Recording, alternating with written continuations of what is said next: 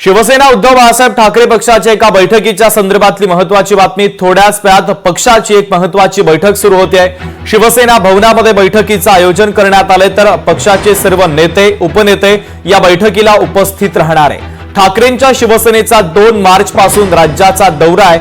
पक्षाची ताकद वाढवण्यासाठी आणि डॅमेज कंट्रोलसाठी या दौऱ्याचं नियोजन आहे आणि महत्त्वाची चर्चा या दौऱ्याच्या अनुषंगाने देखील आजच्या या बैठकीमध्ये होण्याची शक्यता आहे। तर आगामी महानगरपालिकेच्या निवडणुकांच्या संदर्भात देखील महत्त्वाचं मंथन आजच्या या बैठकीत होईल, अशी सूत्रांनी माहिती दिली आहे। उमेश करंजकर आपले प्रतिनिधी आपल्याशी थेट जोडले जातात, त्यांच्याकडून या बैठकीच्या संदर्भातले अधिक अपडेट आपण घेऊयात। उमेश, आगामी महापालिकेच्या निवडणुका डोळ्यासमोर ठेवता आता ठाकरे अधिकच ऍक्टिव्ह झाल्याचं पाहायला मिळतंय। पुढच्या काही दिवसांमध्ये त्यांचा महाराष्ट्राचा दौरा देखील आहे, मात्र त्याआधी आज एक महत्त्वाची बैठक पार पडते। या बैठकीच्या संदर्भातले नेमके अपडेट काय आहे? शुभम, काही वेळापूर्वीच ही बैठक जी आहे ती सुरू झालेली आहे। खासदार संजय राऊत असतील, अरविंद सावंत असतील, तसंच माजी खासदार चंद्रकांत खैरे आणि सुभाष देसाई जे आता खासदार आहेत राज्यसभेवरती, ते असे सगळे महत्त्वाचे नेते ते इकडे पोहोचलेले आहेत आणि काही वेळापूर्वी बैठक सुरू झालेली आहे। कारण आपण सगळ्यांनाच माहिती आहे की गेल्या काही दिवसापासून सातत्याने शिवसेना जी उद्धव बाळासाहेब ठाकरेंची शिवसेना आहे त्यांना गळती लागलेले अनेक नेते जे आहेत स्थानिक पातळीवरचे ते पक्षाला रामराम ठोकतायत, ते जय महाराष्ट्र करतायत। खास करून जर आपण पाहिलं तर रत्नागिरीत मोठं भगदाड जे आहे ते उद्धव ठाकरे यांच्या शिवसेनेला पडलं होतं। आमदार माजी आमदार असतील, माजी खासदार असतील, हे आपल्या पक्षात येतील अशा प्रकारचा सातत्याने दावा जो आहे ते शिंदेंकडून करण्यात येतोय। त्यामुळे आपल्या पक्षाचं डॅमेज कंट्रोल कुठेतरी व्हावं या निमित्ताने ही महत्त्वाची बैठक जे ते पार पडते।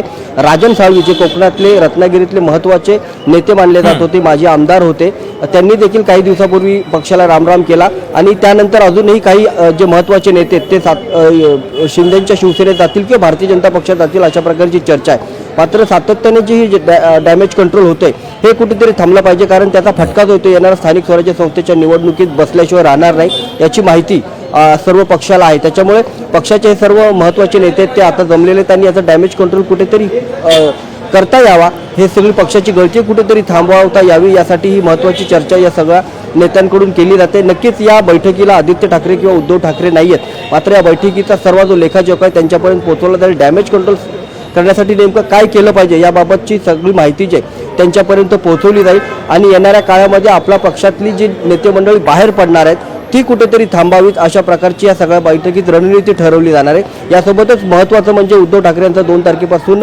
राज्यव्यापी दौरा असणार आहे। राज्यामध्ये सध्या पक्षाची स्थिती काय आहे, राज्यात सध्या जे उरलेले नेते आहेत पदाधिकारी आहेत त्यांचं म्हणणं काय आहे, पक्षाबाबत अजूनही सुधारणा काही सूचना त्यांच्याकडून यायला पाहिजेत का याबाबतच्याही देखील तो जो दौरा असेल तो महत्त्वाचा असणार आहे आणि त्या दौऱ्याची आखणी सगळी या सगळ्या संदर्भात उद्धव ठाकरे कुठे कुठे भेट देणार, पक्ष कार्यकर्ते त्यांच्याशी नेत्यांशी कुठे कुठे चर्चा करणार, या सगळ्या संदर्भातली आजची या बैठकीमध्ये चर्चा होते। त्यामुळे अत्यंत महत्त्वाची बैठक जी आहे ती आता सध्या शिवसेना भवनात पार पडताना दिसते। शुभ उमेश, मुंबई महानगरपालिकेची निवडणूक पुढच्या काळात होणार आहे, त्यासाठी ठाकरे काही रणनीती आखण्याच्या तयारीत आहे का? आणि स्थानिक स्वराज्य संस्थांच्या देखील निवडणुका आहेत, त्या संदर्भात आजच्या बैठकीमध्ये काही चर्चा होऊ शकते का?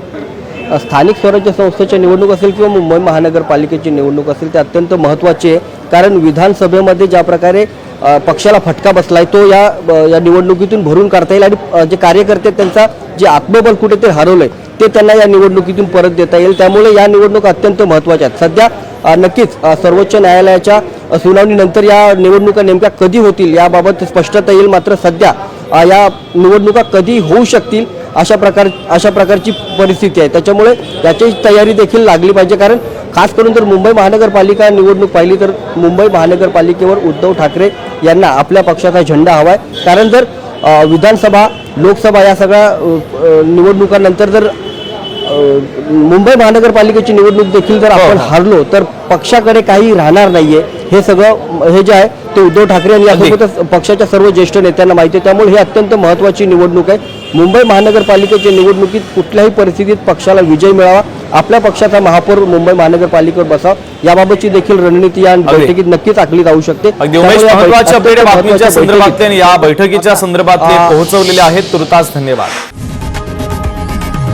लोकशाही मराठी ऐका, पहा, जागरूक रहा।